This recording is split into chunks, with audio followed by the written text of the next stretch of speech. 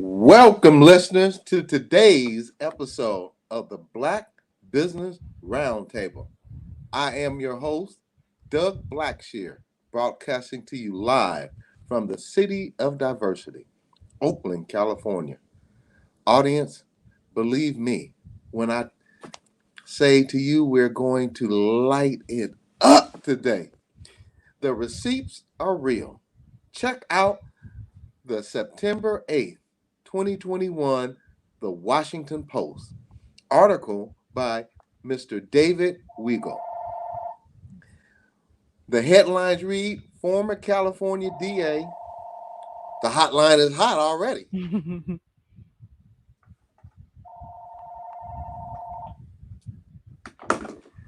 All right, sorry about that, audience.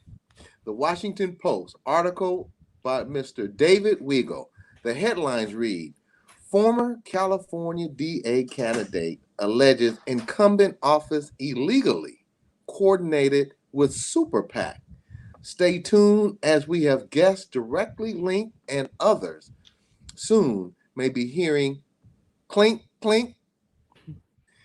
A special thanks to our sponsor, Magnolia Engineering and Construction, for their continued support. Congratulations, Tammy Willard, on having a Black woman-owned business here in Oakland, California. Visit her website, Magnolia Engineering and Construction. And let me give you a tidbit. Tammy took an exam and has another tool to offer her clients for her business. And she told me not to tell, but I'm dying to tell. So hopefully she'll come in by the end of the show and give me the green thumbs up. But it will light the construction and engineering field up. As a matter of fact, I'm going to give you a little hint of what it could be. She took a test on understanding fraud in construction and real estate. So that's just a little tidbit, what she's going to be service she'll be providing to her client. Today's show, we have guests including attorneys from all, we have guests including attorneys, and all are women of color with us today. Our discussion today includes ethics and racism in politics. In addition, we will discuss another situation with our friend of the show in Baltimore, the sister who helped me on my first show, and issues she experienced there in the area of law as well.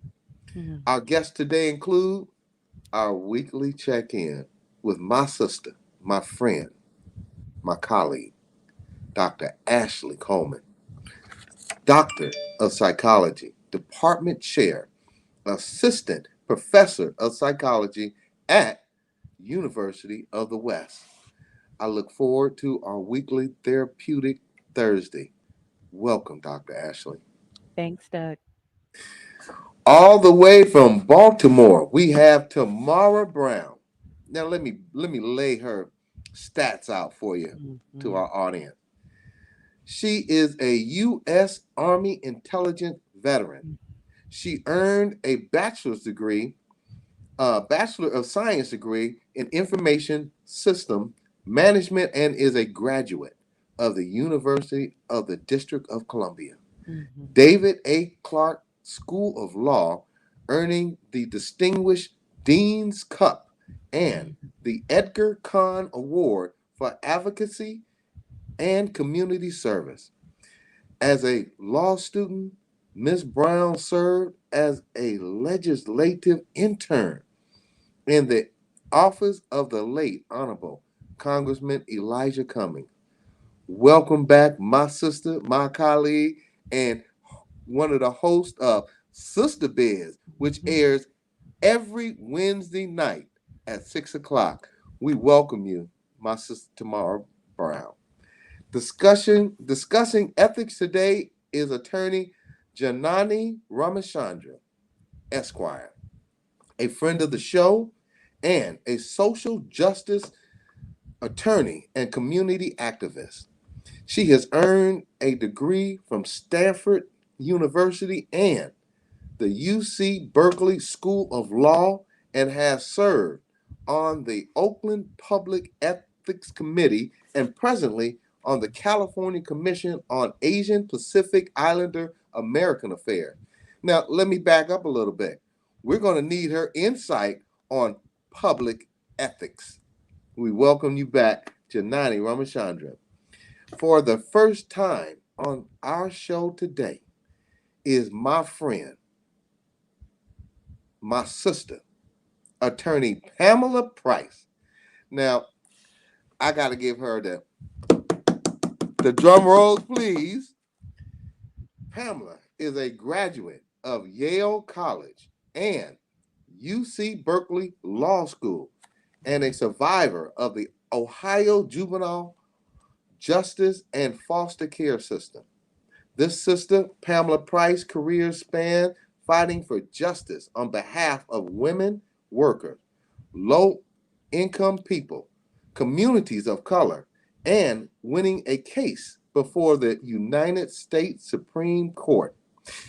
And this is not on the script, but she was my attorney when I fought the billion-dollar company who put me out of business. And she was on that winning team to help us win. Pamela is here to talk about the complaint she filed with the state of California. Yesterday, referred in the news article I stated at the beginning of the show. My co-host, my friend, my colleague, and my sister, Dr. Ashley Coleman, will be riding shotgun with us today. Thank you, Dr. Ashley. So not only are you giving therapeutical help, you giving me co-host, ride shotgun. I'm gonna call you back in the hood, and I grew up in East Oakland. We had people who wear so many hats like you do. You my ride or die sister. Thank you. Thank you. And I appreciate everything you bring to this show. Thank you. Thank you. As mentioned, the politics previously and will continue to do so on the Black Business Roundtable podcast. Val Demings, 2022 Senate campaign, former Orlando police chief seeking to unseat little Marco Rubio. Now, you may get tired of this, but I have to say it. Little Marco Rubio, grab your little bags, put on your little tennis shoes, and run on up out of that office because Val is going to clean up the mess that you have created down there in Florida. In Florida, running for the Senate, her tagline is never die. Stay ready so you don't have to get ready. And that's my favorite motto. If you stay ready, you don't have to get ready. Announcing, and now for the news of the day. Dr. Ashley, please take it away. Absolutely. Thank you, Doug. As always, it's a pleasure to be here. And this week has been very eventful coming off of Labor Day weekend. I want to start off by saying Sister Ruby Bridges, right? Turned 67 years old this week. We want to wish her a happy birthday. That name may be familiar for many people as she, again, was the young girl who desegregated and integrated schools in Louisiana back in 1960. And if we think about her turning 67, we know that this history is very recent. And as I go into the news of the day, just wanting us to really center ourselves when we talk about social justice and how Ruby is the age of many of our relatives. Again, recent history.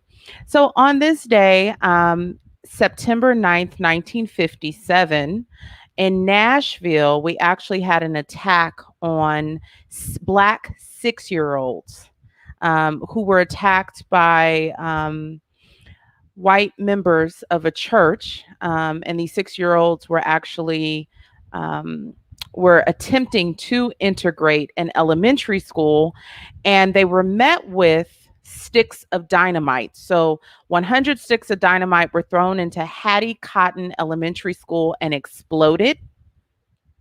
And subsequently, there were signs held, and one sign in particular read, "God is the author of segregation." And these students were tormented to the point where the following year they did not return. And so when we think about um, one of my colleagues and I, we like to study transgenerational trauma. As many students are returning to school, and we're talking a lot about COVID. Let's talk about safety in schools and how school shootings are not the first terrorist attacks that we've had in this country in the school system. And it's very important to think about how it's a privilege to have an education and just to be safe wherever we decide to study. Again, I know that we often start our reflections of the news of the day. When we go back and look at history, it can bring up unsettling feelings as we think about the things as Black people as we've experienced and what we've triumphed over. But sometimes it's important for us to look back so that we can go forward and to recognize when history may be attempting to repeat itself. So I just also want to acknowledge that this story was provided courtesy of EJI, Equal Justice Initiative. And you can read this story in greater length at www.calendar.eji.org. So I just want to thank all of our listeners. And for our younger listeners, ask your parents about what it was like to go to schools. Again, I'm in sunny Los Angeles, but I am a native of the Bay Area. And my parents definitely had their experiences. My mother talked to me about some experiences she had in the Hayward public school system, being at Hayward High, my father being a young Black man attending Crocker Highlands Elementary School in the 50s. So, again, it's just important to think about some of this history is also very close to us as well. Oh, you're muted. Dr. Ashley, between your eloquent and articulate understanding of history and explaining to our audience how important it is to understand what happened, what's happening, and how fortunate young people are today, because many young people do not understand the things we have going on now. We did not have our parents, and considering you're just a baby, our parents and our parents' parents, they see the young people not appreciating the battle and triumphs that they had to get over to get to where our kids and our kids will enjoy it now. So thank you for your eloquent understanding and teaching of that specific of what's going on then and looking at how things are happening now. Thank you. Doctor, I'd like to say this. I miss your therapeutic talking. So once again, Dr. Ashley, please take it away with those therapeutic words of today. Thank you, Doug. So let's take a deep breath in. Let's drop those shoulders. Some of our listeners may be listening, watching us, or, again, streaming, maybe in the car, picking up children, or this is a great time for a stretch break. I want to introduce my stress ball, which you'll notice is actually in the shape of a football as the NFL is kicking off its season this evening. And Doug, you know how I am about my sports, but one of the things I like about the squish ball is that for those of us who experience tension, whether that's in our shoulders, so let's do a shoulder scan. Are your shoulders by your ears? And let's drop them down. Okay. Some of us may have clenched jaw. That's one thing that my dentist has talked to me about relaxing that jaw. So clenching it, and then relaxing. Some of us may grind our teeth in traffic or other times. How do our stomach feel? Are we anxious? Are we hungry, angry, lonely, tired? Right? What's on our hearts? And you and I spoke briefly, but there's been so much in the news.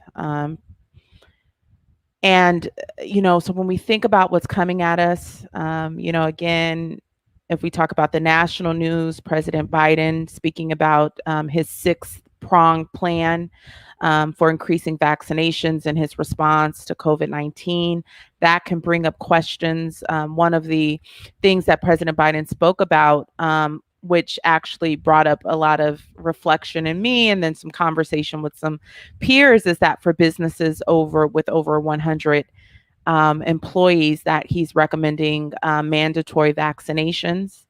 And so if we think about what does that also mean for our children in schools, how to keep them safe, again, as we're just returning to school and the workforce. So things about safety can produce, understandably, feelings of anxiety or worry or tension. And as we're embracing the new normal of the ever-changing world, one of the ways we can adapt is by accepting that we're going to have to coexist with thoughts that may come up or feelings of anxiety that may our body saying, hey, this is something that's important to me. So our body has an alarm system that lets us know when things are important to us, or when things are we need to kind of file that away and come back to it. And so again, as we are embracing new normals, and as our guests have spoken about, as we talked about last week with mental health, it's important to be mindful of the thoughts that are coming up and the ways in which we can respond to anxiety. So I like stretching, I like stress balls, I like moving my body. And we want to encourage our listeners to do the same, because there's more coming down the pipeline. There are a lot of unknowns, but sometimes our body and our minds will demand for us to have a solution today. And that puts unnecessary anxiety and pressure on ourselves. So I want to encourage all of our listeners and ourselves to dial into your body, taking deep breaths, thinking of what you're putting in your body. Are you stretching? Are you drinking water? And journaling, or after the podcast, like I plan to do, is sit with my legs crossed and let my energy out and my screams out productively. And so, again, just wanting all of our listeners to think about this is a very delicate time. Again, if we're not hearing about COVID, we're hearing about inflation costs, the cost of food is high, just overwhelming topics, what's happening internationally, immigrants coming over, the Afghans from there's so many things that we can get worked up about. So take care of yourselves, and when necessary, limit your intake of news and other things. Dr. Ashley, may I ask you just for briefly elaborate how important it is to drink plenty water?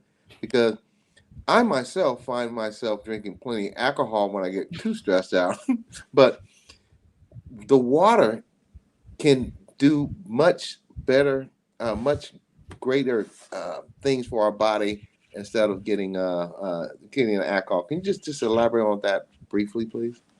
Sure. So for me, and I wonder if you can relate, Doug, or our listeners, about one of the culprits of stress for me. My body talks to me about, I always say body mind connection. And we find that research shows that the body talks to many people of color. So again, one of the main culprits of stress are headaches.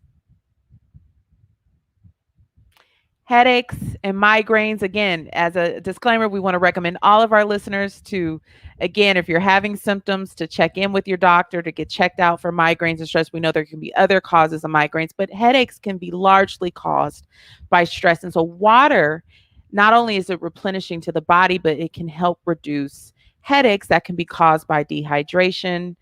No judgment for those martinis or margaritas or double shots of Henny.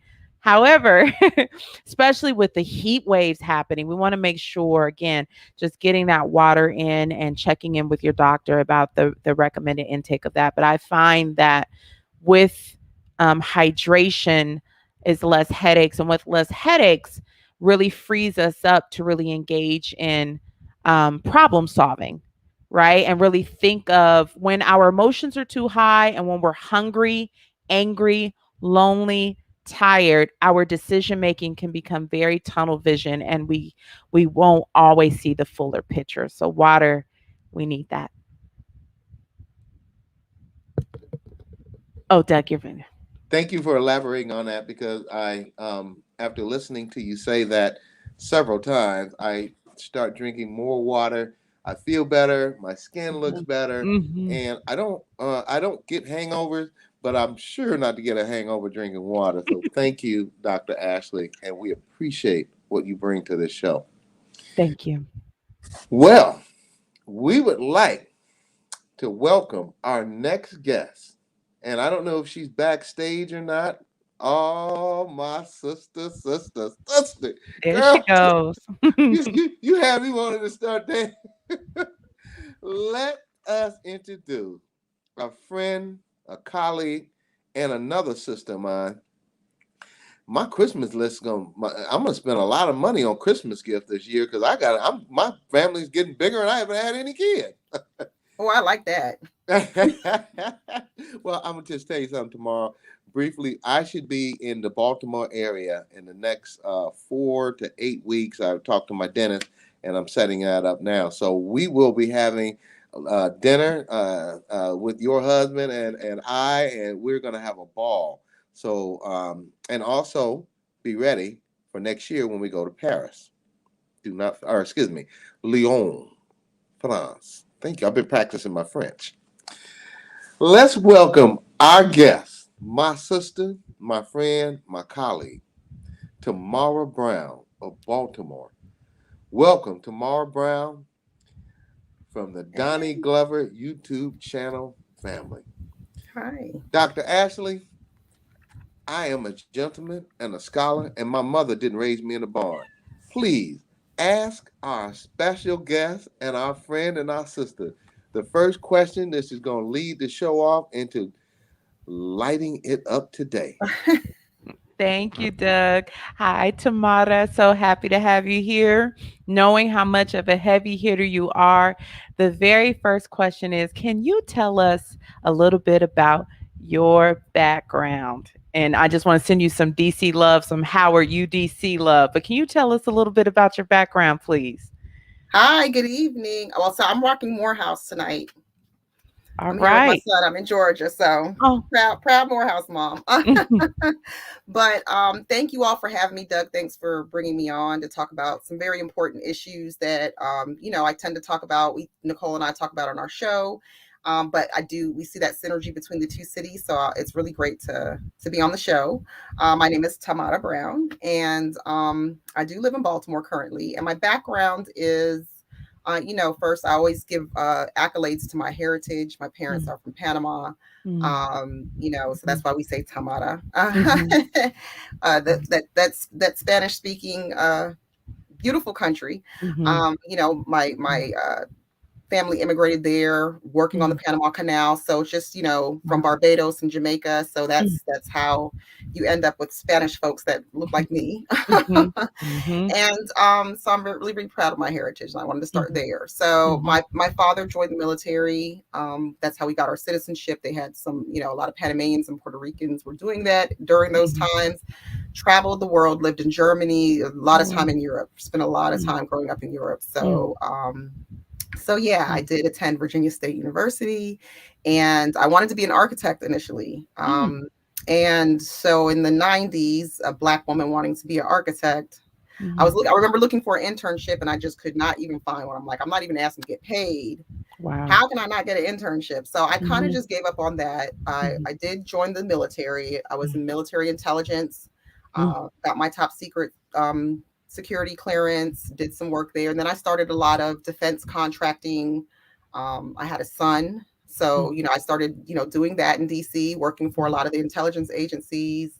And it was a lot of, IT type of contracts where we were integrating a lot of systems. And then I decided, I was like, these projects are millions, billions of dollars. All the defense contracts were so much. And I saw how they would elongate, it'd be a 5-year contract that turned into 20. And I'm like, what am I doing with myself? My son was getting a little older. I just decided that I was like, I'm going to go to law school. This is something that I want to do. I was a single parent for a while. So I said, I'm going to go to law school. I'm going to do it. I happened to meet my husband, who was an attorney. And, the rest is history. I went to law school, and I went to a social justice law school because that's just who I am. And as you all read in the bio, I was awarded, for some community service, some activism I did during the Freddie Gray uprising in Baltimore, which kind of just invigorated who I was, And I've been doing a lot of social justice work ever since then, worked for my husband's law firm.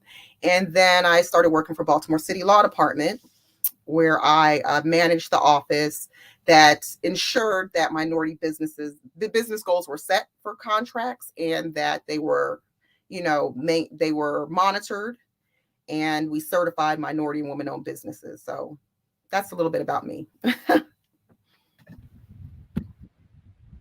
Well, as you know, I speak so often highly about Black women-owned businesses.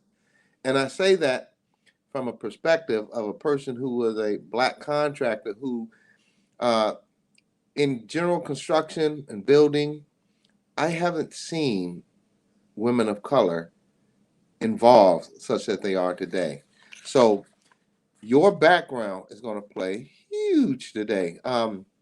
Magnolia Engineering and Construction was just certified through Alameda County, small local emerging businesses, and I'm trying to keep this secret, a contract is coming on the horizon if it isn't already here. If it's a secret, you better keep it a secret, Doug. You're gonna get in trouble. Oh yeah. Don't tell her I said anything. Wait, yeah, she stepped out for a minute.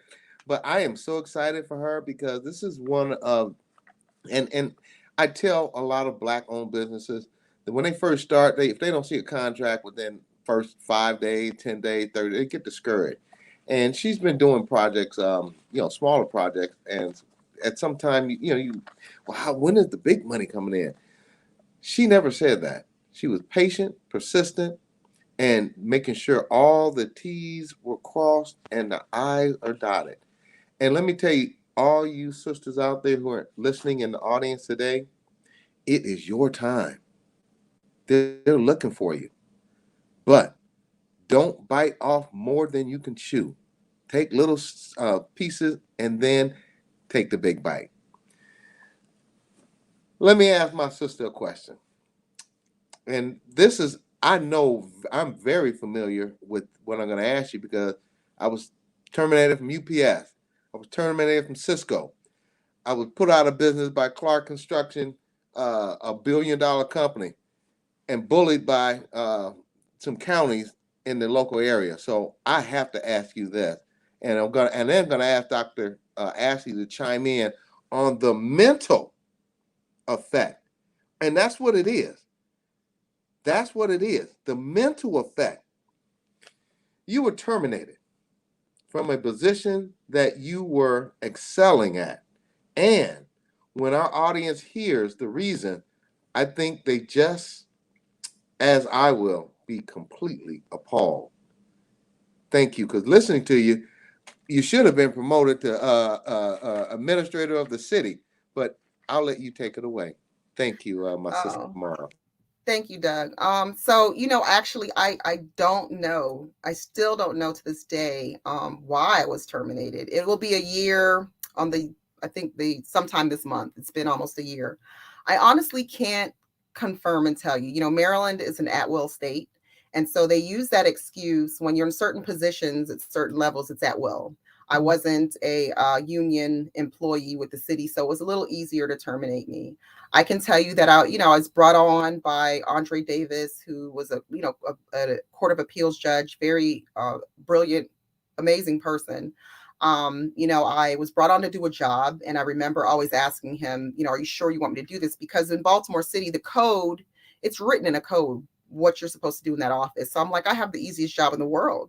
I don't know what the big deal was because it's all written. How you penalize a company for not meeting a goal, how, everything is in a code. It's all there. I had the easiest job, I felt like, in the law department, and but it wasn't. It was very political, and so you start penalizing non-minority companies that potentially are contributing to a mayor's campaign. Wait, And let's be clear to the audience. You start penalizing white companies. yes, so my first penalty was around September. I think it was, I only worked there for 2 years, mind you. So I wasn't in very long. I got in and I navigated the system and saw corruption I think within my 4th month of working for the city, I was like, there's a lot of corruption, something is wrong. And I spoke very openly about it, even to the mayor himself, I'd say, things like that.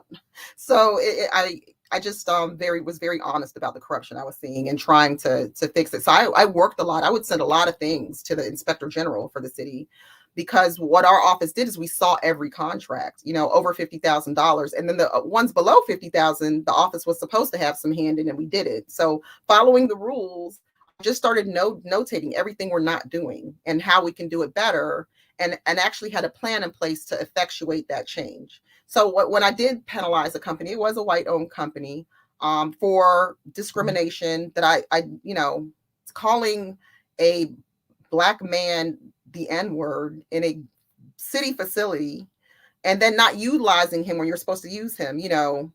What city was this again? In Baltimore City. Baltimore, Maryland, right?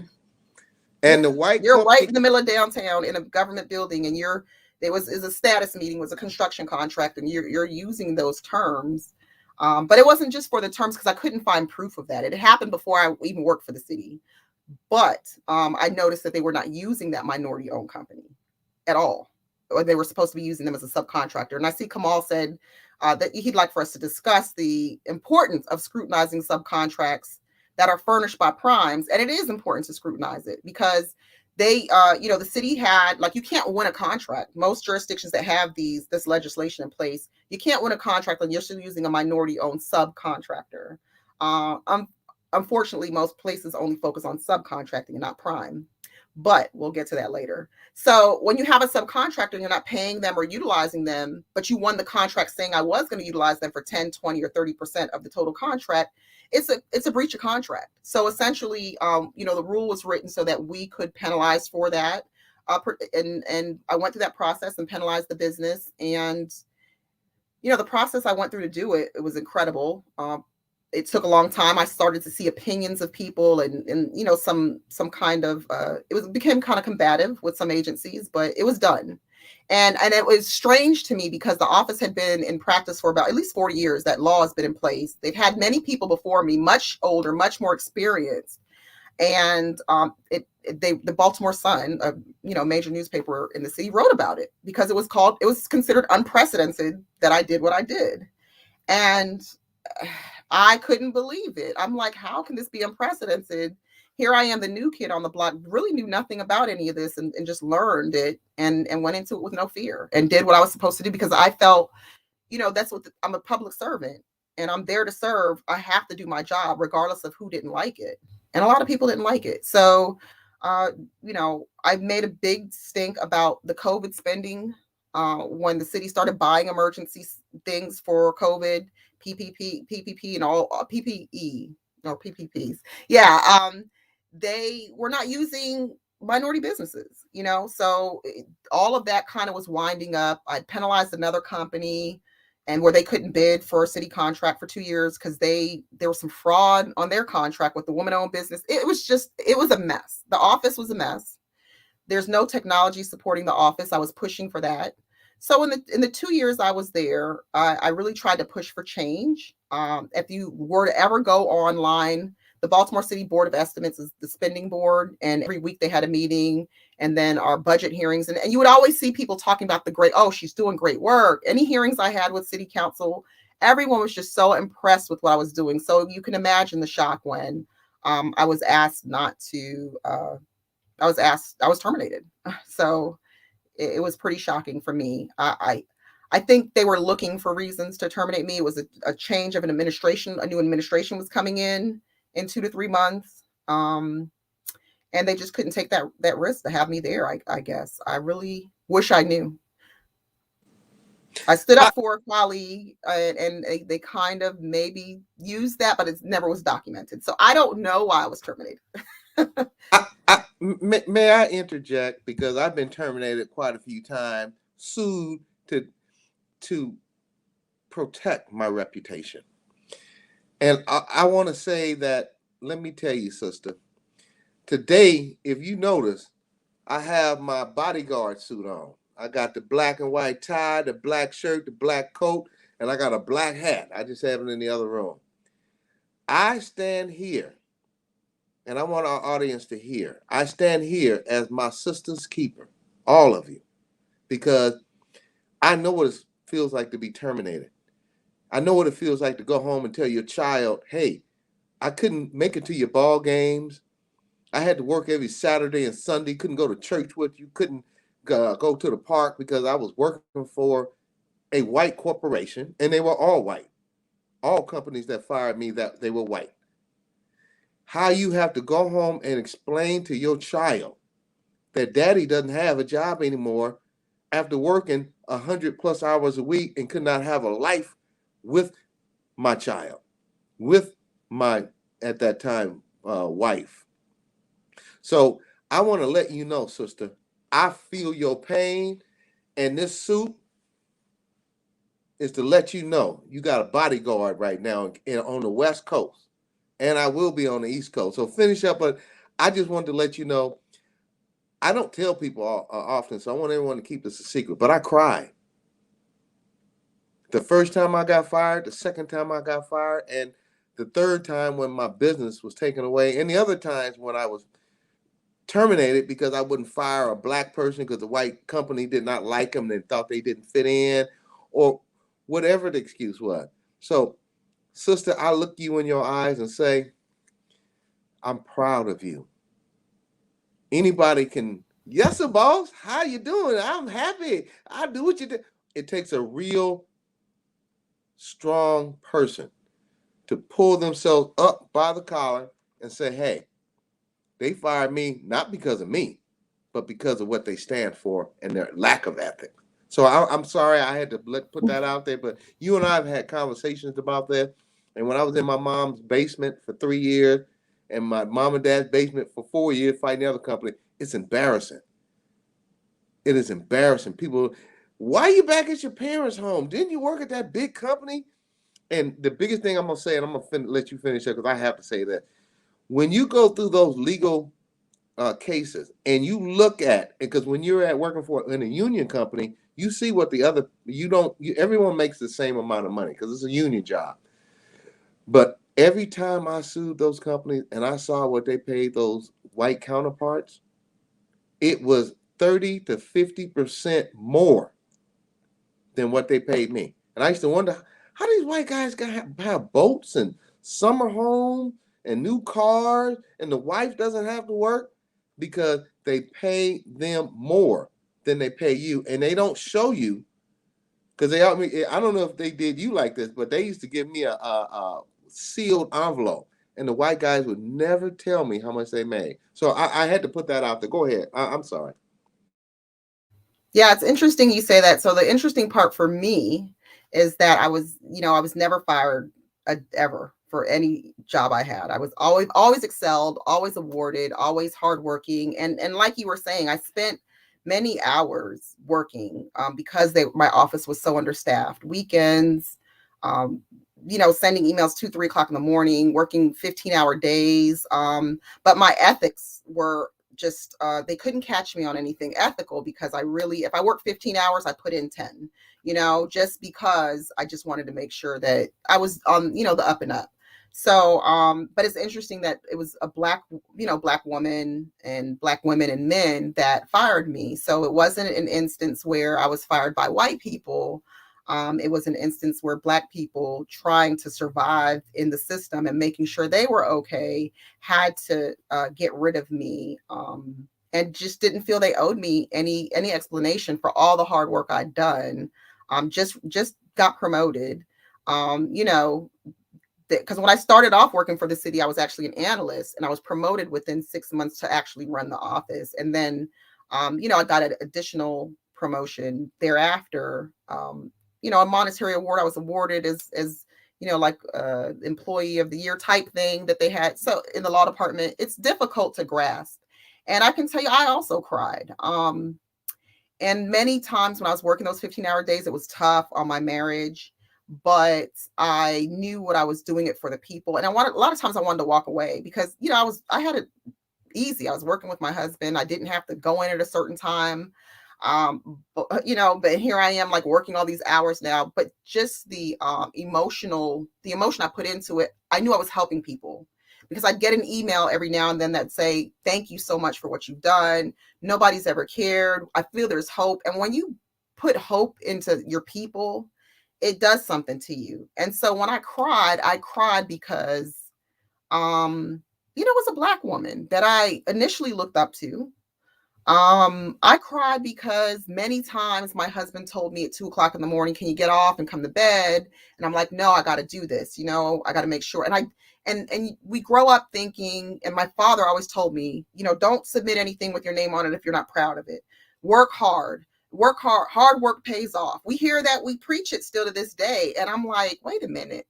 Hard work actually did not pay off here. And so it was just hard for me to grasp that. So I cried for the people I thought I was letting down, that I was helping, that, I knew the hope was gone. And then, I cried for myself, and it is traumatic, and it's more difficult. I expect it from a white man. Never got it from a white man. When I was doing all that work, I usually worked for white men. This was my first time working for a Black woman. And I just never, I never thought that would happen. So it is a kick in your soul. I have to speak to this, Tamar, as a Black woman, as a professional Black woman, as a Black woman who was raised by two parents, and one who was a teacher who told me to author my work with excellence. And we really, and then when you said it was a fellow sister, right? Now skinfolk is kinfolk.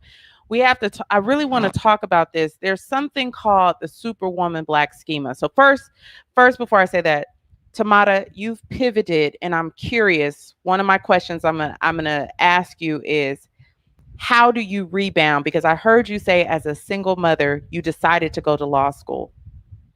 And then I hear this perseverance in your spirit, where you go after what you go after, no matter what. So let me start there. My first question before I go into my first question is, where do you get that resilience from? Like, I feel like all my life I've had to work for everything. Nothing has been handed to me. How I look, I'm a Black woman. There's no doubt. Coming from parents that, were immigrants, it's just, nothing was handed to me. I've worked and worked and worked my butt off. And I love work, it makes me happy. So where I get it from, it's my ancestors and me. I think about, coming from Barbados on a boat, and I hear about my grandfather who was 14 or 15, no cell phone. You just go to a country to work, to do what you feel is right. I was a single mother for a long time. And I think about, what my son or my new granddaughter is going to, think of me. I had to leave a legacy. But, when I moved to Baltimore, what kept me going was the people. I mean, just seeing people and knowing I can make a difference in this business, or this whole generation. I can help somebody just by doing what I'm supposed to do. It just, and this network has really kept me going, because Donnie, the producer of this network, reached out to me. I was fired in September of 2020 he was asking for an interview, and I wouldn't do it. I came out and spoke out in February. I'm sorry, I was fired in September of 2019. And by 2020 in February, I had my first interview with him on his morning show.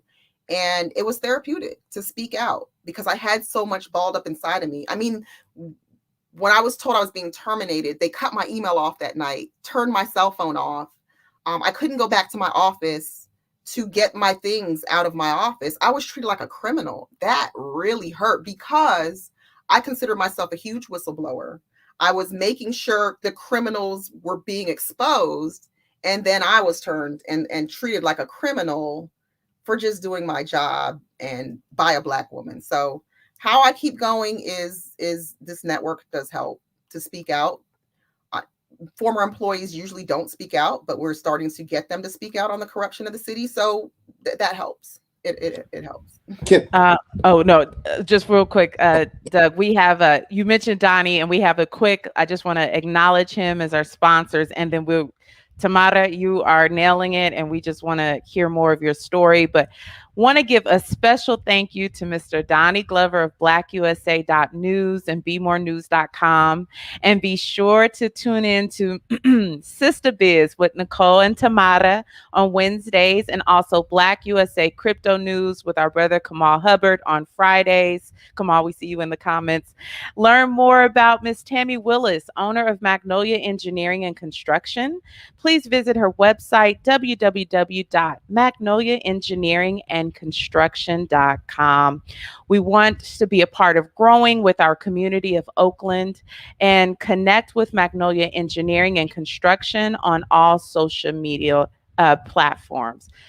Doug, if I may, just in continuing, as a professional Black woman in Tamara, I heard you talk about your loyalty to the purpose of what your position was. So it wasn't just your position, but the moral ethics and your duty of servanthood. And I can't tell you how many times in different positions, whether it's myself, my colleagues, or just friends, when we talk about work, there is this, I would say, responsibility, this almost, again, an undying loyalty to, if I take care of myself, whether that's setting boundaries, saying no, if I leave this place, who will be hurt? Is it the employees, the people that need these services? Is it students? No matter what industry it's in, I constantly hear Black professional women thinking about, talking about, what will happen if they make the best decisions for themselves. And there is nothing worse when you delay probably making decisions based on yourself or leaving, and then there isn't that reciprocity or acknowledgement, even if it's not monetary, in, can I just say, in acknowledging, I see you going the extra mile. To be a whistleblower is not easy, right? Because I like to tell people all the time, and it's funny, I didn't know, people loved me until I became the person that needed to hold people accountable, because people are allergic to accountability. So just like a great personal trainer or a coach, you love them until they're like, get down and give me another 50 push-ups. And you're like, I hate you right now. I'll love you after the game. I'll love you. But right now, while we're getting these reports together and you're telling me fix this, fix that, no. So, but it's shortchanging, and it can feel very much like a betrayal when that happens. Additionally, can I just say to the parents who mean well, it is unintentionally harmful to sell your children a formula, if you do this, then, because some of us are very much those that will do, and then at the end, when that there's not that necessarily that pot of gold, or if you reach the pot of gold and it's not necessarily as fulfilling, again, we want to help parents, and I can imagine I'm not a parent, but just helping to understand, baby, put your effort forward, but understand if something doesn't work out in your favor, it's not you, and whether you win or lose, you can leave with your respect, just like Miss Tamara did, and leaving understanding you didn't sell out, and you didn't corrupt, you didn't corrupt yourself, and you did what you had to do. So I just want to put that out there and just relating. Yeah, that's all I have. That's what I said. I'm like, I'm glad I'm going. If I'm going to go out, I'm going out with no corruption. There's no IG report on my, behavior. I don't mind going out like that. So, Tamara, let me just say that, like they did, you turned off your email, cut your phone off, asked for their cell phone. I work for a company called Cisco Foods, $15 billion company.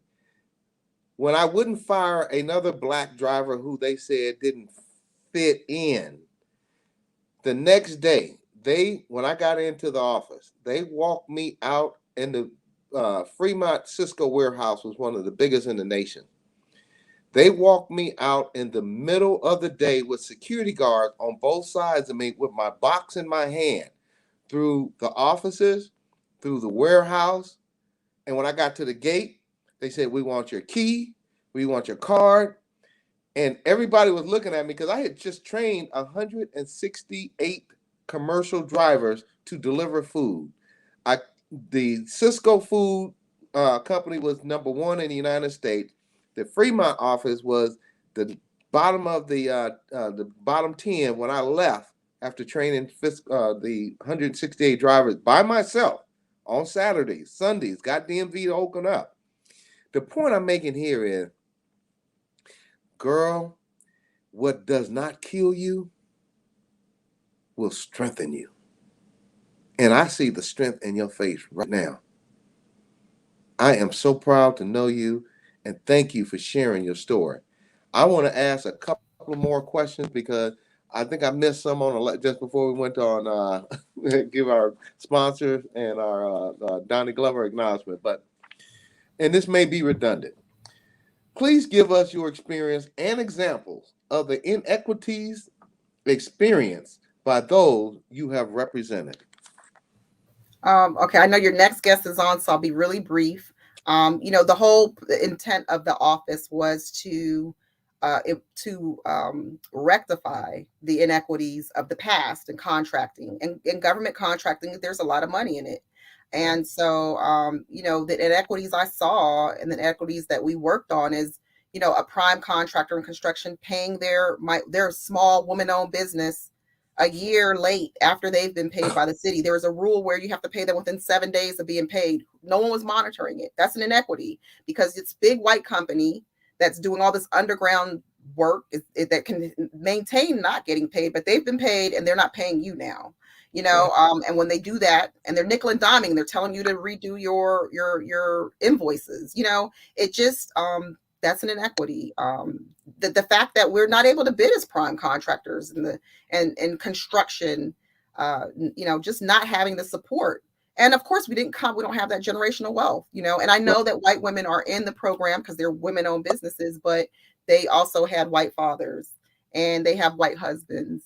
And so they don't face the things that we face. So I think for me, having white women in the program, that's an inequity because Black women, we just, Black women do suffer and struggle a lot.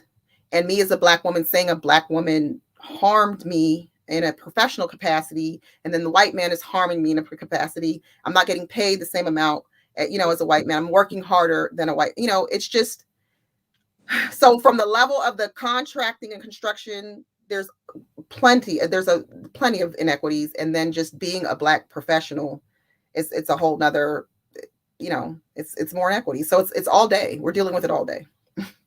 And the last question, because we do have Janani in the, and she's going to light it up. Racism and infrastructure. Until we resolve the infrastructure issues, we will always have a problem. Correct?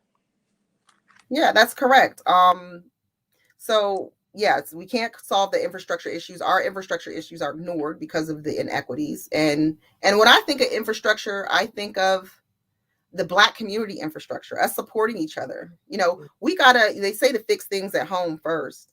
And again, when you have Black people treating Black people so terribly at the job, and every chance I get, Nicole and I had a show just on Black women in the workplace. Are we really supporting each other?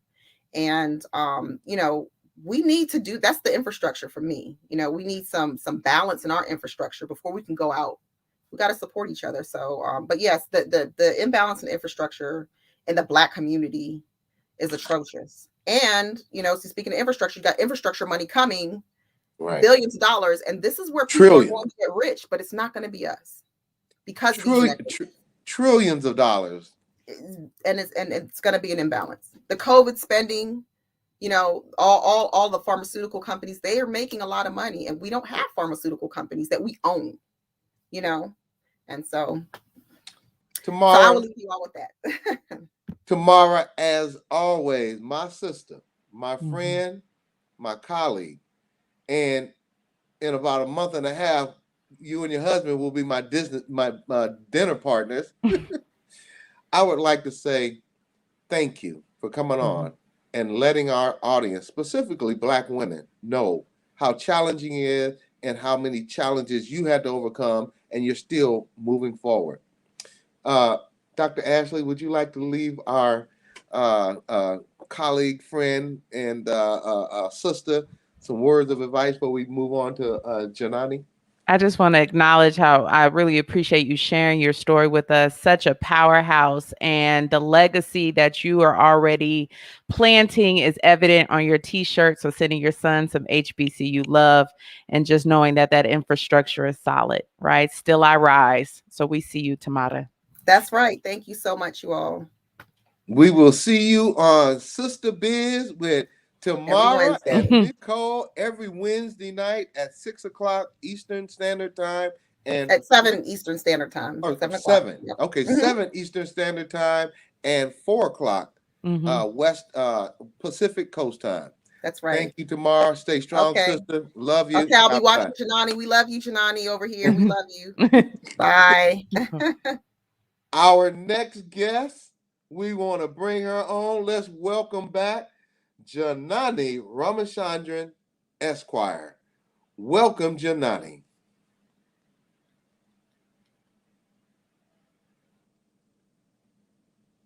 I love that. Let me try it again. We want to, there it is. Here we are. I'm Hi. sorry for being late, Janani. This sister had such an impactful story, and how our, specifically women of color, are challenged.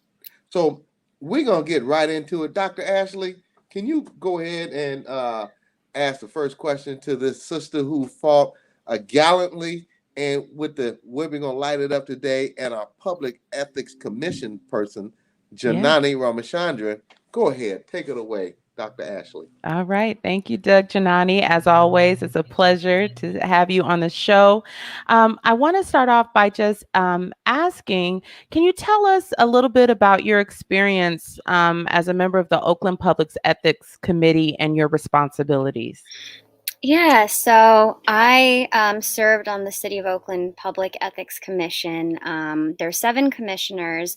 Some are appointed. There's one mayor's appointee, a city attorney's appointee, but the majority and controller, and another appointee. But the rest, including the role that I served in, 3 of us were public appointees, which I think is really unique.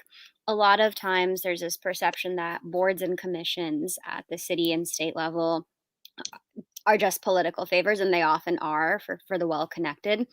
But joining the Oakland Ethics Commission was my first foray into any kind of public service, and the first time I was a public official in many ways. So it was a great opportunity, and I think because the commission is truly independent and led by some fantastic women of color who really have their eye to truly wanting some diversity, especially among the public appointees. I'm really grateful to have been part of that process. But the Ethics Commission is responsible for administering Oakland's ethics, transparencies, and campaign finance laws.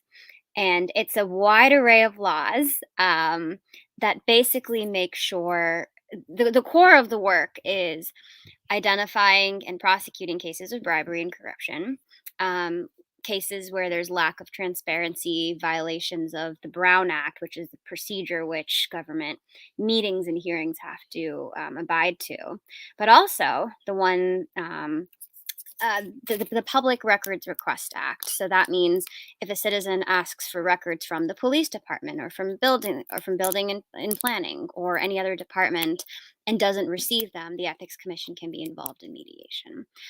And I think what's most relevant to some of what I know is being talked about today is the campaign finance regulations. The Ethics Commission is responsible for making sure that, for example, lobbyists don't contribute when they're in conflict of interest to citywide campaigns, to make sure that folks aren't exceeding the limit of what they're allowed to contribute, and a whole set of other rules. One fun fact about the Ethics Commission that's kind of random among our responsibilities was setting the salaries of city council members. For whatever reason, the Ethics Commission gets to decide this annual salary increases of city council members every year. So I think that's kind of a cool power. I have a couple of questions, but before I ask that, can you explain to our audience what is a super PAC? Ooh, super PACs. Well, I know Pam's gonna come here soon to go into that in more detail, but I guess I was a victim of a lot of super PACs in the most recent special election. So I'll let her speak more to it, but really it is the biggest loophole to many of Oakland local laws that prevent corporations from in special interest groups from influencing politics. And from my experience on running for state assembly, I recognize that the rules are often much stronger and tightly controlled for city races, which I really respect and admire. Of course, there are loopholes among those too. In Oakland, we also have public financing. So if you're running for city council, for example, you do get access to a certain amount of public funds. Again, there are a lot of kinks to be worked out, but it is available for candidates, and important to help first-time candidates without that access to capital and big donors and things like that, a little bit of a leg up. Thank you for that layman's term analogy of what a super PAC is. And I'm, like you said, Pamela Price will be on to explain exactly what a super PAC is. Thank you. In regards to ethics and the story that broke yesterday, September 8th, 2021, the Washington Post article by Mr. David Weigel. The headline read, "Former California DA candidate alleges incumbent's office illegally coordinated with super PAC." Oh, gee, that sounds familiar. Super PAC. Could you please comment from an ethical standpoint on the situation allegedly uncovered? Thank you.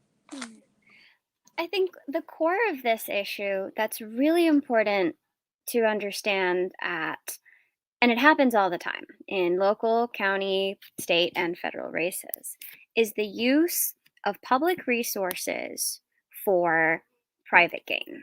And that means if you are running for, let's just take, for example, city council in the city of Oakland, you cannot use City of Oakland resources to run for that office. So even if you're an incumbent, for example, you cannot use your computer, you cannot use your staff, your paid city staff, the taxpayer-funded staff, you cannot use the phones, you cannot use the printer, nor your email addresses, which is that issue over here, to coordinate anything related to the campaign. You have to do that in your personal time. And this really matters because, as we've seen in my recent special election, there are individuals, including the California State Attorney General, that tries to skirt these laws and use their public title and public resources for public gain. Wait, I gotta ask this question. Who did you just run against, and what was her relationship to the Attorney General who helped her win and use his political power? Thank you. My opponent is the wife of this California State Attorney General. And I'm not implying that so there are certainly violations of the FPPC that have gone on in my situation as well. I haven't gotten quite as far in making all the filings and all of that, but it's something that to me is equivalent to legalized corruption. We recognize that it's so normal that we let it slide. So I am so proud of Pamela for taking the plunge to file this case, but more importantly, to publicize it and to break down why this matters. If you are working as a publicly funded, off of taxpayer dollars, district attorney, assistant district attorney, if you are supposed to be prosecuting cases relating to public safety and law and order, supposedly, you should not be spending that time and those resources towards a political campaign for your boss. period. So eloquently stated. Thank you. My next question is, could you further determine the faith of voters in our local election, such as the recent California State District 18 election in which you ran against a candidate with corporate money backing and whose spouse previously held this seat, and how and is now Attorney General? Thank you. Corporate money buys votes.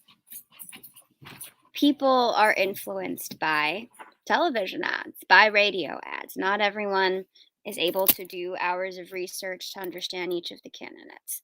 Money buys votes. If you hear someone's name, not once, not twice, but multiple times in your mailboxes, on your airwaves, in your car radio, on your social media, if you see that political ads for the same person time and time and again, there is an impact of thinking that that's going to be the person you vote for. It's just human psychology to some extent for the many people who might not be taking a lot of time to do research.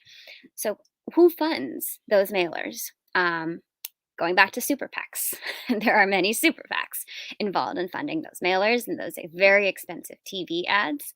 And, I'm really grateful for the incredible people of District 18 of Oakland, Alameda, and San Leandro for stopping to think about it. Why is this one person bombarding all of my media channels with information? Who's funding this? Who's behind this? So enough people started to question this. I, in my campaign, also brought it into the forefront of conversations. Every debate, I would talk about corporate money, but not just any old corporate money. Money from industries that harm us. Money from from specific corporations, big corporations that violate labor laws, from corporations that have been sued by the former Attorney General for money laundering related activities, and for so many other things that are highly problematic and go against the values of what she was talking about throughout the campaign. So we raised up why this money matters in influencing policy, because the money doesn't come from free. The money buys votes, and the votes gets the politician in office, Right. and that money gets to keep that politician in office. And then in return, there are going to be requests for favors on voting this way or that way or whatnot. I have one last question before I turn it over to Dr. Ashley, and it's a very important need to know by our audience. How much money did you raise, and where did your money come from? And how much money did I think you said the state attorney general's wife, who was running for his seat after he was promoted by our governor? Can you just briefly clear that up for me? Because I'm a little confused. Thank you. Over $2 million was raised for my opponent. And this is also connecting, and this is where it's important, back to our super PAC discussion, not all of it has come through direct contributions, because as there is in Oakland, there is for the state level expenditure ceilings, and most candidates voluntarily accept the maximum amount of money they're going to spend. I forgot if it was $600,000 or $700,000 in the state assembly race, significantly lower for local races.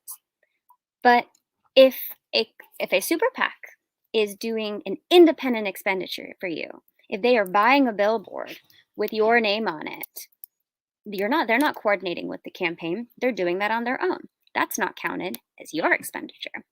That's why my opponent was able to go over that $600,000, $700,000 expenditure ceiling and spend over $2 million because of the power of super PACs.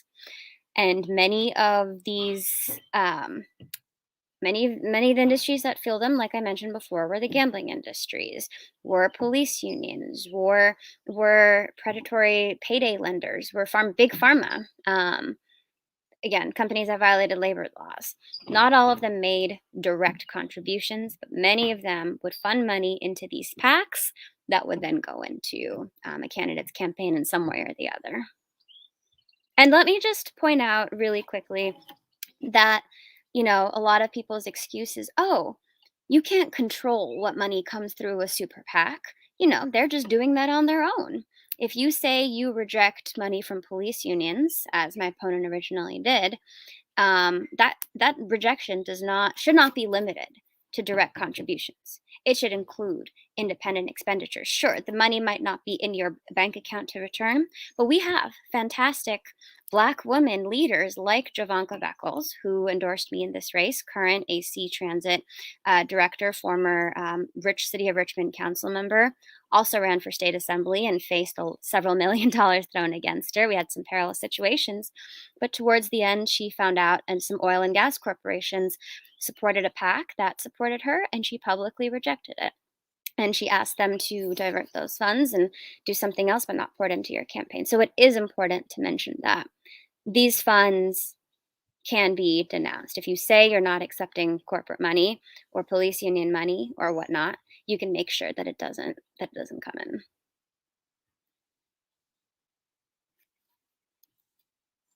Dr. Ashley? Yeah, so Janani, I know we just have you for just a couple more moments, but I just can't help but to think about last week how you discussed gratitude, and this week you expressed gratitude as well as for your supporters. And as you know, in our last segment with Tamara, we talked about potential defeats or setbacks against machines and then perseverance. So let our audience know, in addition to JananiForCA.com and how to keep up with you, what's up next for you? I am definitely planning to run for office again. I've not publicly said exactly what office or where or how, but expect to see me back on the ballot soon. Oh yeah, a setback for a proper get back. That's a Kendrick Lamar line, and we look forward to, as you know, we definitely support you on the show and our listeners. We hope that when the time is right to make that announcement, we're keeping secrets, Doug. We're keeping secrets, right?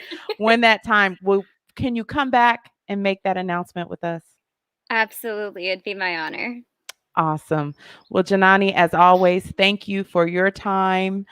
We look forward to continuing to support you along your journey, and thank you for your servant leadership in our community. Often it's even without titles, it's what people do, right? So we see you and thank you. Thank you so much. Mm-hmm. Oh. We'll see you next week, Janani. Dr. Ashley, and a word from our sponsorship. Absolutely. And I'm so excited. Again, thank you, Mr. Donnie Glover of Black USA News and BeMoreNews.com.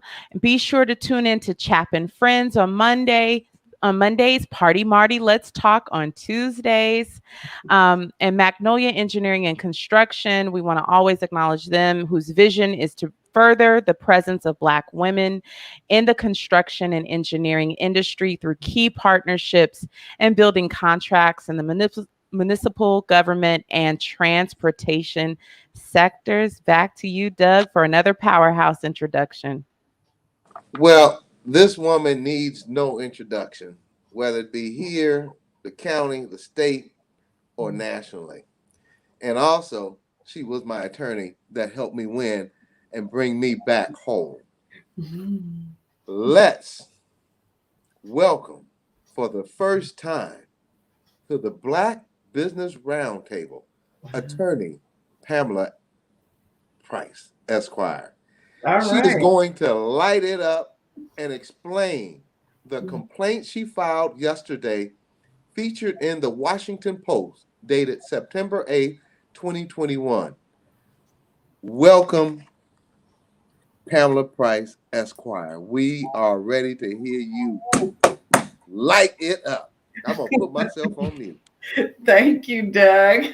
Thank you, Dr. Ashley, for having me as well. Appreciate you all. There's one thing I forgot to say before you get started, Ms. Pamela Price. I worked on your campaign for 2 to 3 years. And I was so proud of what you were bringing to the DA's office that you're going to let us know how the old regime is trying to keep out the new regime that's going to make a better machine. Take it over, please. Yeah, thank you. And so many people worked on the campaign. I know Dr. Ashley and so many people worked on that 2018 campaign that when we found out just this summer that there was an abuse of power, that the people on the other side were not playing fair, that the process had been perverted and undermined, that was very upsetting. I know that people put their heart and soul into that 2018 campaign. I'm the first person to run for this seat since 1966. And literally, if you go back to the days of Earl Warren, we're talking about 1939. This seat has been passed down to white men, basically, and it has not been accountable to this community. Earl Warren, when he went to the Attorney General's office, there was a contest between his chief deputy and someone else who wanted to run. And they had an election. But after that, until we got to 1966, there were no challengers. And I'm honored that a civil rights lawyer in 1966 from this community challenged the then district attorney, who was known to be someone who was rabidly opposed to police accountability and had no respect for the challenges of working people in this community or the poor or folks of color. That was the nature of the criminal justice system in 1966. And we talk about the Black Panther Party and Oakland being the seat of resistance and Black liberation. What the party and that lawyer and John, who was a partner with John George, what they were fighting against at that time was injustice in the criminal justice system, was collusion between police, not only in Oakland, but around the county and the district attorney's office. And so that lawyer stepped up and challenged that district attorney, and it was unsuccessful. And then ever since then, they just continued to pass it down. So Croakley, who was the one that he ran against, he passed it to John Meehan, and John Meehan passed it to Lowell Jensen, and Lowell Jensen, he passed it to Jensen, Jensen passed it to Meehan, Meehan passed it to Orloff, and Orloff passed it to O'Malley. And so when we ran in 2018, most people didn't even know the district attorney was an elected position. People were asking, when did the DA become an elected position? And we were saying about 1852. Hello. So we really had to do a lot of education, and to know that the district attorneys in that office were not fighting fair is very disturbing. And that's what we found. A supporter did a Freedom of Information Act request for emails with my name on them. He didn't ask me, he just did it. He also asked for emails that included the words campaign contribution and election donation. And those emails have yet to be produced. But the ones that they have produced that have my name on them, they say that they produced 20% of what they have. So we know that there's at least another 800 emails approximately still to be produced. But in the 230 emails that were produced, they clearly show violations of California Penal Code Section 424. They show violations of the California Government Code that governs fair elections. And those certain sections are enforceable by the Fair Political Practices Commission. And so they have jurisdiction over those. There are other violations of the California Government Code for which the district attorney has jurisdiction. And when you have a situation where the district attorney is breaking the law, then you have to call upon the California Attorney General. And we've seen this just happen in Georgia with the district attorney who was colluding with police to try to cover up the murder of Ahmaud Arbery, and the attorney general had to come in and indict the district attorney. In the George Floyd case, we know that but for the fact that the attorney general, Keith Ellison, had not stepped up to take on that case, we would not have had justice for George Floyd and his family and for this country. And so California, unfortunately, is not, we really are part of the United States, okay? And so our district attorneys, what I said yesterday is that if the people of Glenn County, Georgia, are not willing to tolerate misconduct and corruption at the highest levels of their justice system, then the people of Alameda County should also not be willing to tolerate corruption and misconduct at the highest level of our justice system. And that's where we are right now. So we're calling on Rob Bonta, Attorney General, to look into this, investigate, prosecute if appropriate. Certainly discipline would appear to be appropriate. And to that end, we also filed complaints with the California State Bar, because one of the things I often tell people, as district attorney, you are not a police officer. You are not an extension of the local police department. You are a California licensed attorney who has sworn to uphold the Constitution and taken an oath. And particularly, if you are in the office of the district attorney, you're a minister of justice. And that's what you should be about. Not trying to cover up police misconduct, not colluding with police associations to put your hand on the election and undermine the fair process. You shouldn't be indulging in that, whether you're the elected district attorney, an appointed district attorney, or someone who's hired. So that's where we are, and that's why we're here today. So thank you for having me. Ms. Price, I just want to, I have the privilege of asking you the first two questions, but I just really want to acknowledge just how much fortitude it takes to, again, speak out, stand on one's ethics. And so I want to ask you, and I love that Minister of Justice, and can you reflect on and share with us first, what motivated you to run for district attorney in 2018? What triggered me in 2018 and what often guides me has been the guiding light of my practice has been racial injustice. And when I saw the statistics on Black and brown youth in this county, I had to stop and say, oh, no, this cannot be happening in my county. And so I started looking. And by the time I finished looking, I knew that I was going to be in this fight. And if we could find somebody else to run, that would be great, because I have other things to do.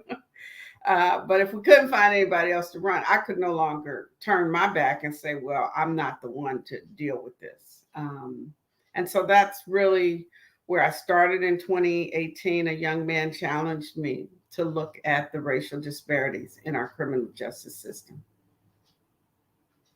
Thank you. Now, for some of our listeners may not be informed of your highlights. I know that you're a graduate of Yale College, UC Berkeley Law School. Can you share a little bit of your highlights and what you've done with juveniles and women, and some of the things that you have fought for over the years? Thank you as well for your efforts. Yeah, sure. I'm a former foster kid. I survived the Ohio juvenile justice and the foster care system. And I've made it to Yale College literally by the grace of God. It was a total miracle for me to be able to leave, to get from the streets of Cincinnati to Yale College, and then have another miracle where I got a chance to argue a case in front of the United States Supreme Court. I'm one of a handful of Black women in this country to have had that honor.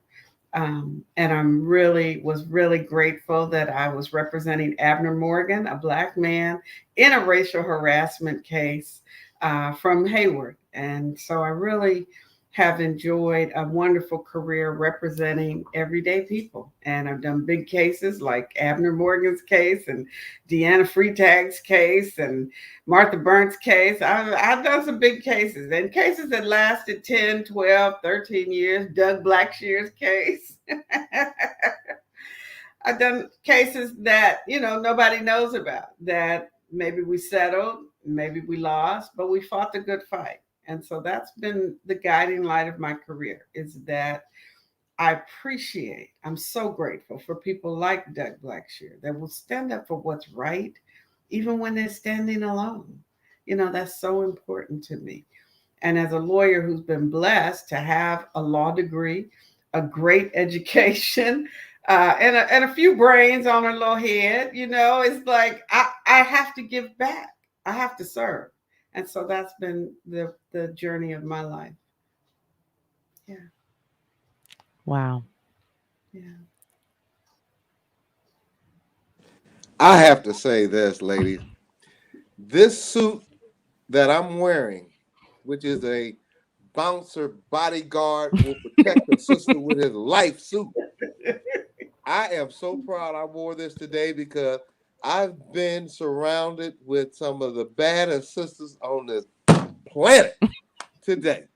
Thank God for building beautiful, Black, beautiful sisters, and intelligent at that too. Many might say you filed this complaint listed in the Post, Washington Post yesterday, due to being upset with your loss of the race. Is this true? No, that's not true. I certainly was upset with losing the race. I felt like we should have won. And like I say, so many people poured their heart and soul into a race. And when I don't ask people to do something lightly. I certainly don't ask people to give me their money, their time, their treasure, unless I believe in what we're doing. And so I know that all of us believed in what we were doing in 2018. And there's no question we were all devastated because Alameda County is crying out for police accountability, for juvenile justice, for racial justice, for gender justice. All of that was on the line in 2018. It's back on the line in 2022. And these emails show that the surveillance of our campaign and the smearing of my good name did not end in 2018. It continued on. The emails go all the way through this year. And as we have undertaken this challenge to be on the ballot in June of 2022, we cannot sit here and allow them to engage in illegal conduct again. We have to put them on notice. This cannot happen again. We need a fair fight, a fair process. And so that's why we filed it. Not only is it illegal, and I am an officer of the court, and I'm not supposed to, I can't participate and be complicit in illegal conduct. I know that. I know that apparently better than the incumbent district attorney knows it. And so I'm not going to be complicit if I'm aware of illegal activity.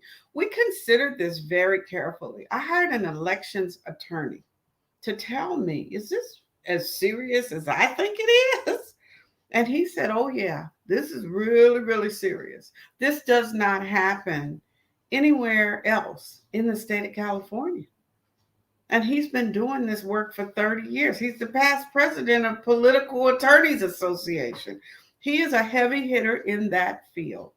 And his opinion was that this was unprecedented, that it was so widespread, that it reflects a culture. And that was my conclusion, was that the DA's office, the culture in that office is very, it's toxic, it's infected with the idea that they are above the law and that they won't be held accountable for breaking the law. And I can't, in good conscience, walk into that situation without letting everyone know. That is not the kind of office that I'm going to have. We're going to have transparency and we're going to have accountability. And it's clear that listening to you, if you do not fight this and do what you have done, we might as well be the Republican banana Republican.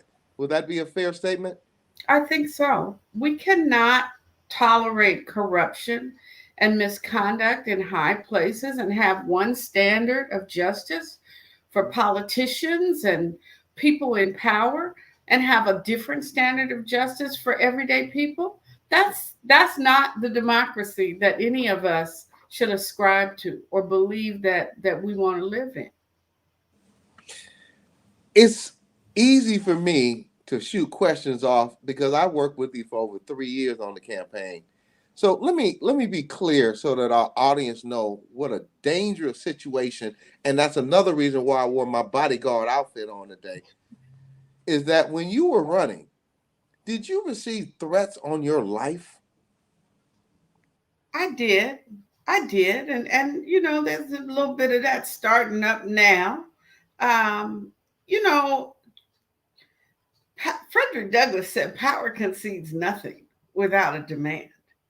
And we know that when our sheroes fought for the liberation of Black people and the abolition of slavery, of course, people threatened Frederick Douglass and Ida B. Wells. Of course, they threatened Dr. King and Malcolm X. Of course, anytime you stand up against the status quo, people are either going to threaten you or they're going to call you crazy. And I've been the subject of both. Well, go ahead. No, I was you just, go ahead. just curious, Ms. Price, how did you withstand those times? Because it isn't, of course, but not everyone has that internal fortitude to withstand that, the assaults on character that can bring up, even though one can persevere through it, it still can be traumatic. Can you talk to us about what got you through that? I think several things. Number one, I'm a woman of faith, and I serve a mighty God. And a lot of times people mess with me, and I have to step back and say, you know what, you're messing with God's child. It's not going to work out well for you. You might want to rethink that. Mm-hmm. So I don't worry about evildoers. That's number one.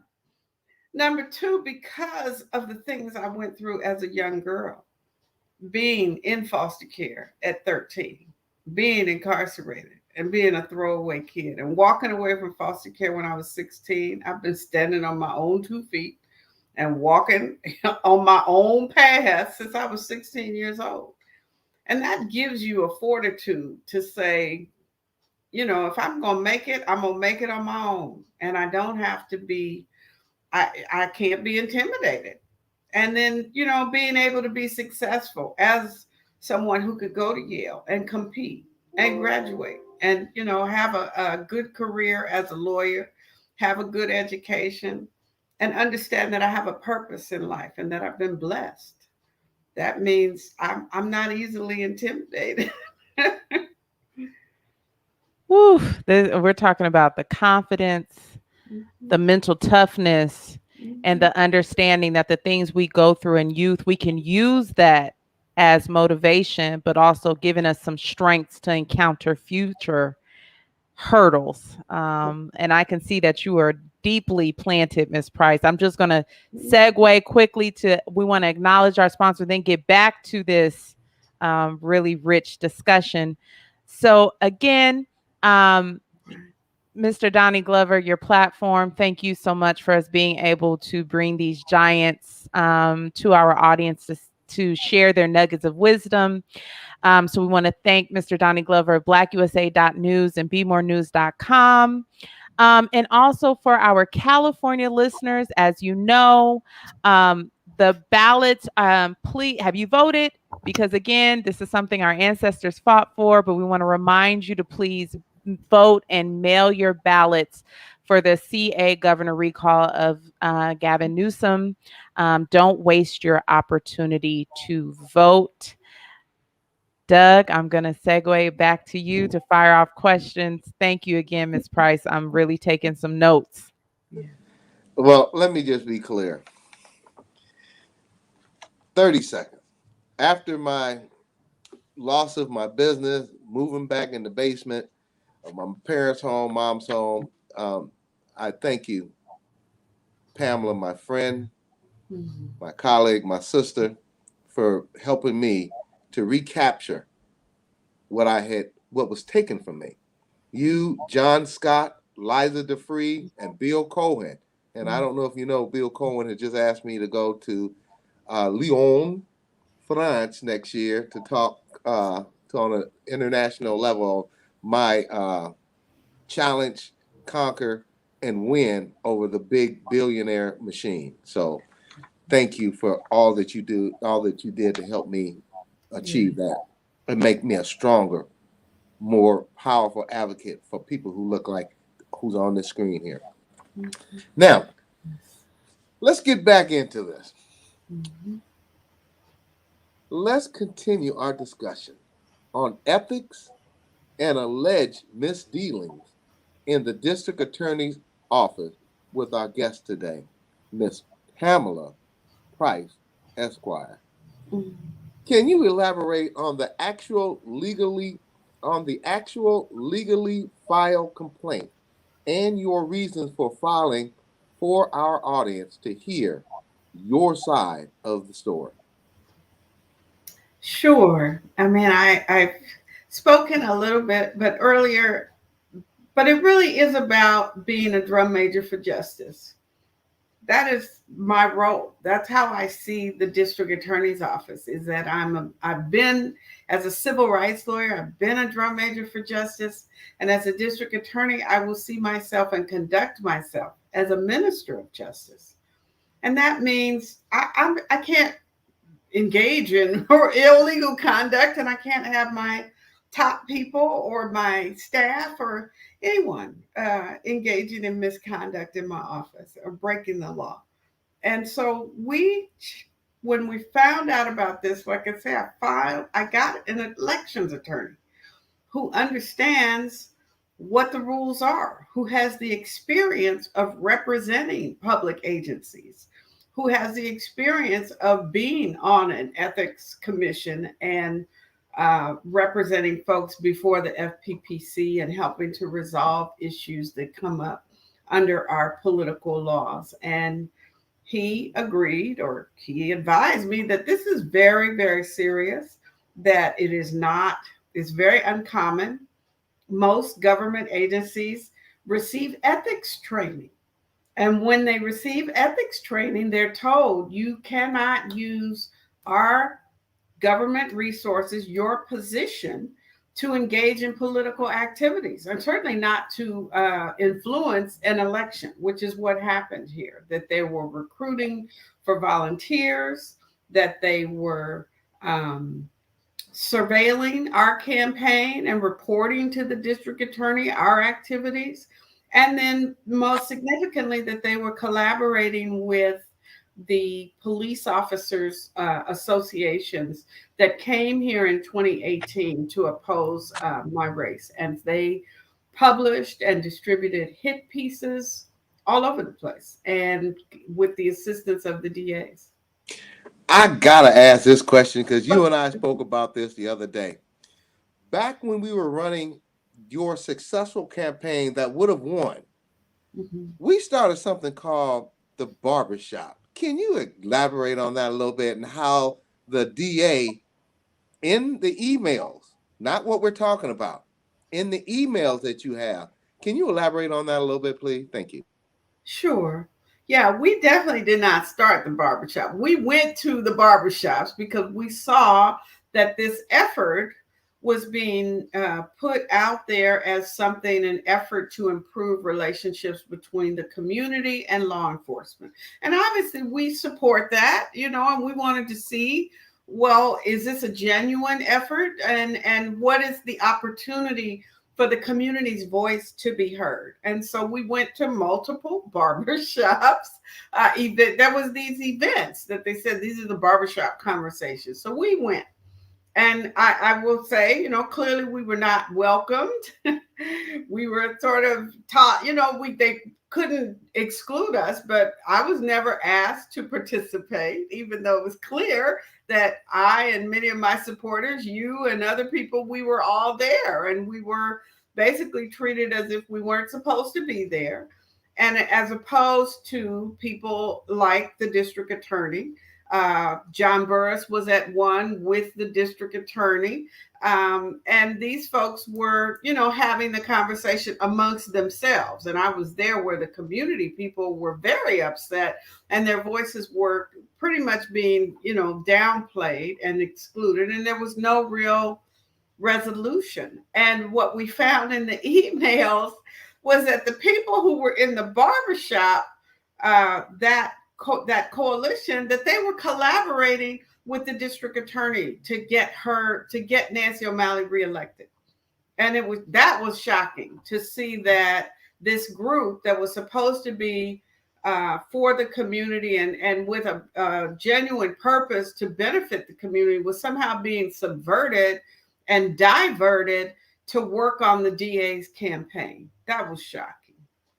Well, I can speak emphatically on this because I was the one who was out there dispersing the information, and we have a database with we built a board, created a board that you can register to vote. It had the history of the candidates and what they stood for. It had broken down the measures and how it could help or hurt the community. So they didn't offer anything like that. They went in there with their mouth making a bunch of promises. And as you are an attorney who deal with facts, to this day, everything that those, and I'll be perfectly blunt because that's what this show is about, being brutally honest and blunt. Everything that the DA's office and the police department went in there and promised those barbershops has one thing that you know of came to fruition. Thank you. No, I'm not aware of it. And it was very sad for us. It was tragic as we watched it unfolding. And you and others were saying, well, what's going to be the result? What change is actually going to happen from having these events where people came out? Because again, our community is desperate for police accountability. Our community was desperate for jobs, for opportunity. And to have folks come and just talk and then not have follow through was very, we were very concerned about it at that time. I'm going to say this last thing. The O'Malley mega machine, OPD, and the sheriff department, they got the local media, Fox News, to come in there and do pieces to where they were promising all these things. And as soon as O'Malley won, everything disappeared like poof. It never even happened. Is that correct? I believe so. I haven't heard of any follow-up from, the barbershop conversations. And you're right. They were led by a member of a Black, commentator, or he left the news and went off to do that. And I don't know. I'm not aware. You're right. It basically seemed like it did. It just disappeared in 2018. I have no idea what happened to it. I just know that. And I didn't know at the time, it didn't feel right. But now we have these emails and you can see like, oh my God, what they're talking about. We have to get our strategy together to support Nancy. And I'm like, oh my goodness. Let me be clear, audience. I am Doug Blacksher from the city of Diversity, Oakland, California. And I am appalled that some of our Black officers, whether they be Oakland Police Department or Alameda County, contribute to this circus to get O'Malley reelected using our own Black barbershop. And I believe you still have the database for those Black barbershops, Pamela. And yeah. I give you my commitment right here that I'm going to help you go back out there and reestablish the barbershop, and we hit beauty salons too, connections, where we put in those barbershops those politicians for what they have done and what they have not done, and the issues that are surrounding what what's going to be on the election plate for this coming year. So thank you, and I apologize for being sidetracked, but I could not believe when I saw on the news in 2018 where Channel 2, Fox News, a white media outlet, was coming around visualizing the same police or the same district attorney who was imprisoning our Black brothers and sisters, but they were down there portraying that they were trying to help. And as soon as the election was over, like magic, poof, it was gone. So let me continue, because that just gave me a lump in my throat. So thank you for letting me express my true feelings on that. Yeah, well, it is important. The effort that we were engaged in was to encourage voter registration. And that is clearly so critical right now. As we're facing this recall, we are asking people, it is so incredibly important that Black and brown people and everybody who believes that California needs to be protected from folks that want to put us backwards like they've done Texas and other places, we all have to get out and vote no on the recall. But beyond that, the barbershop effort that you're referring to that we were engaged in was trying to encourage voter registration. And we still have that opportunity, more so now, because we were reaching out to communities that we knew had been excluded from voting. And since 2018, we have passed a constitutional amendment, the proposition that now allows people who have felony convictions and have had interactions with the criminal justice system, our folks can now vote. And so we got to get that word out for any election, this one right now and all future elections. And the best place, I will join with you, Doug, because going into the community, meeting, putting information at barbershops and beauty salons is critical, because those are places where we go. And if we can partner, make a real partnership with people who are in that industry. And that's the other thing. The law has now changed, that folks who were formerly excluded from having cosmetology licenses and barber licenses can now get them. And that's the other word that we got to get out, because nobody else is going to tell us. The DA's office is not going to tell us. Paul Chambers is not going to tell us, okay?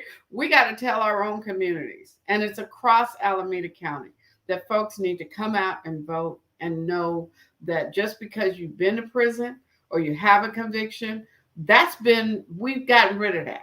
And we can be proud of that in Alameda County, that we voted overwhelmingly in favor of increasing the numbers of people who can vote and increasing economic opportunities for formerly incarcerated people. And we got to make it real. Well, so that our audience is clear, Paul Chambers is the Black man who represents Fox News, Channel 2, KTVU in Oakland, California, who was working in collaboration with O'Malley's office, Oakland Police Department, and Alameda County Sheriff Department with Black officers to get this white lady who incarcerated so many Black men and women in Alameda County. So that's Doug Blacksher clarifying that. Thank you, Ms. Pamela Price. The next question. Although not mentioned in your complaint, do you think we should check into perhaps the past or the last several years of elections, including the recent District 18 election? Can evidence be destroyed before an inquiry could be made? Thank you, ma'am. Well, unfortunately, as a trial lawyer, I do know that evidence can be destroyed at any time. And I do know that there are laws that say you have to preserve evidence, but that's no guarantee. And I do think that it's important. We have an incredible tool. Freedom of Information Act requests have been with us for some time now, and they're very effective in finding out what government agencies and political offices are doing. And so, yes, I think they should be used to the extent that anybody has a question about how was this money spent, or how were people engaged in using county time or state time. And it's what I've been told is that what we have in Alameda County is highly unusual, that most government agencies, and I've dealt with, people in government who are also political, there's some leeway, but it's very nominal. What we have exposed in Alameda County is pervasive, widespread, severe. It's totally, as a young man described it this morning, it's in your face. And that is probably the difference that one will find with our situation from other situations, is that no one has ever challenged the district attorney's office. No one, and that's why they felt, perhaps that's why they felt very comfortable engaging in obviously illegal activity, is that no one's ever asked them, what are you doing? There's been no light shining on that office. I think it's different when you're looking at state agencies. They're very aware that, yeah, we could get a Freedom of Information Act request at any time. I mean, I think people, that it's an incredible tool for citizens to be able to use, and it should be encouraged. Anytime anybody has a question, file a FOIA request and see what you get. And as we've moved certainly towards more transparency over police and police agencies, with the passage of state laws that require the publication or the release of information, we're finding out so much about that the police had swept under the rug. And so it's important for us to use those tools, not just with police, but with county government and with state government. Dr. Ashley, I'll let you go with the next question.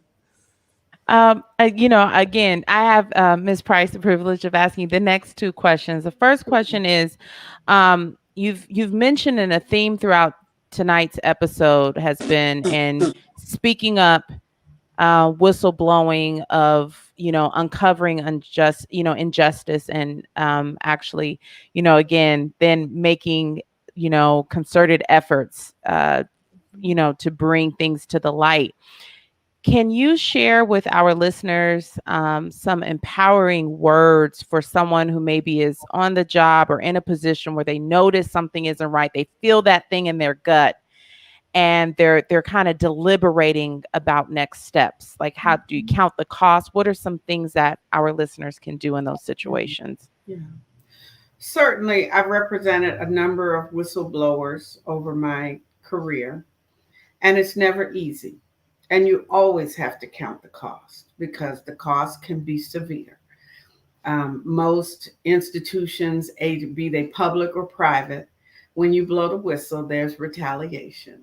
And that's just goes with the territory. If you are able to remain employed, it could be very uncomfortable. I'll never forget representing Clark Walker, the first African-American firefighter in the history of Contra Costa County, a man who had 35 years of unblemished service. He created so many new programs for that fire department. I mean, he's the one that did the Marine Fire Unit and the Air Fire Unit. I mean, Clark was such a pioneer and so committed to Contra Costa Fire. And when he was passed over the first time for a position of deputy chief, he said, okay, I'm not, and it clearly was racial. He said, I'm going to be a good soldier. I'm going to wait my turn. I'm not going to sue. And 2 years later, he came back to me and he said, they did it again. And he said, okay, I gave him a chance. I need a lawyer now. And so we took on that case. And within 6 months of us filing, he got charged with some minor, infraction of the rules, and had never, this man was like the highest ranking captain in the department, had basically built that department. And suddenly, they had a reason to discipline him. And so we had to file another case, a retaliation case. It's just so, you see that it just goes with the territory. No matter how great of an employee you are, if you challenge the status quo, if you try to hold people accountable, there can be a cost. So I tell people, yes, count the cost carefully. Consider carefully what you want to do. But we know that all progress depends on the unreasonable person. And I often have to take exception when defense counsel would say to me, well, your client is the only one who's complaining. Everybody else is going along and everything's going fine, and your client is the only one. And I say to them, you know what? Black people sat at the back of the bus for decades. until one woman said, I'm done. I'm not giving up my seat. You're going to have to take me off this bus.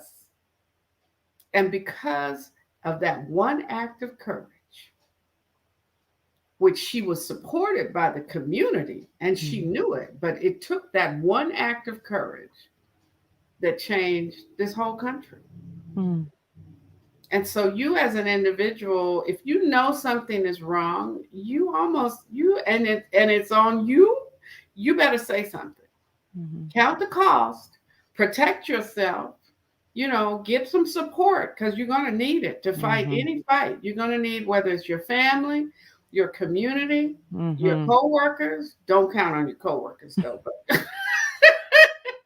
but I know that's true. don't count on your coworkers. I get it, but you're going to need support. And then stand up for what you believe is right, even if you're standing alone, because it could make a huge difference. I'll end with this. In 1977, I was asked to join the first sexual harassment lawsuit under Title IX. Up until that point, sexual harassment didn't have a name. Nobody had ever sued an educational institution for sexual harassment.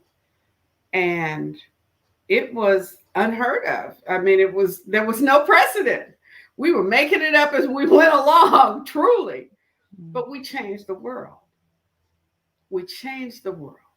And now every educational institution in this country has to have a grievance procedure or risk losing their federal funding. Ms. Price, as a psychologist that has worked in university counseling centers and have supported survivors of sexual assault, I just noticed that full circle moment. So again, thank you for your efforts. And I've definitely had the privilege of supporting the survivors on the other end, but I know psychology and law that we've had this partnership to do that. Ms. Price, how can our audience stay abreast of the complaint that you made? Yeah, go to PamelaPrice4DA.com. That's Pamela Price, the number 4DA.com. And you can sign up there, volunteer, donate once you are in our database, and you can follow the purple flag. We're going to be launching that campaign later on this year. But that will allow you to get regular updates on the complaint. We are asking everyone to go to change.org, stop DA corruption. Sign that petition. You'll get updates, because that petition will go to Rob Bonta. It will go to Nancy O'Malley. It will go to the State Bar and the FPPC. And most importantly, it will go to the grand jury of Alameda County, which also has jurisdiction to investigate this. So again, that's change.org, stop DA corruption. And that's what we need to do. So thank you for having me. I appreciate it. Let me say this. I'm glad I wore my bouncer bodyguard, kick a man or woman in the butt if they mess with the person who I'm supporting, because I have found my niche, finding powerful Black women and men who are willing to stand for truth, justice, and the American way. On that note, Ms. Pamela Price, we appreciate you. We're going to have you back after you win a fair election. Yes. Thank you for coming on the show. Thank you very much. Thank you for having me. Thank you very much. Thank you to our weekly special guest and Dr. Ashley Coleman, Doctor of Psychology. Thank you, John Lanani Ramachandran, Esquire. Thank you again to my sister, my friend, and my colleague, Tamara Brown of Baltimore, which I'll be in Baltimore in the next 4 to 6 weeks. Sister Biz with Nicole and Tamara Brown again, and attorney Pamela Price, fighting for fair and ethical elections. Thank you, Pamela. We appreciate you. Of course. All your stories today have surely enlightened our audience.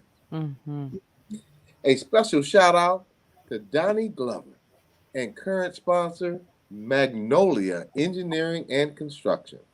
We also have a network of shows hosted by Donnie Glover, such as Chap and Friends on Monday, Party Marty, Let's Talk on Tuesday, Sister Biz and Nicole Brown on Wednesday, Black USA Crypto News with Kamal Hubbard on Friday, and be sure to check out these Black voices and guiding lights in our community. People who are not afraid to stand strong and fight for truth, justice, and the American way for all people. And I do mean all people, because Black people are on the bottom of every poll in the world. Education, economics, liberty, freedom, justice, whatever poll it is, look at the bottom and see if you see a Black person. You'll see a Black person, Black people on the bottom of that list. Thank you, audience, for tuning in. And remember, together, we can listen, we can learn, and share, because I know you care. This is Doug Blacksher of the Black Business Roundtable. God bless and good night. Thank you.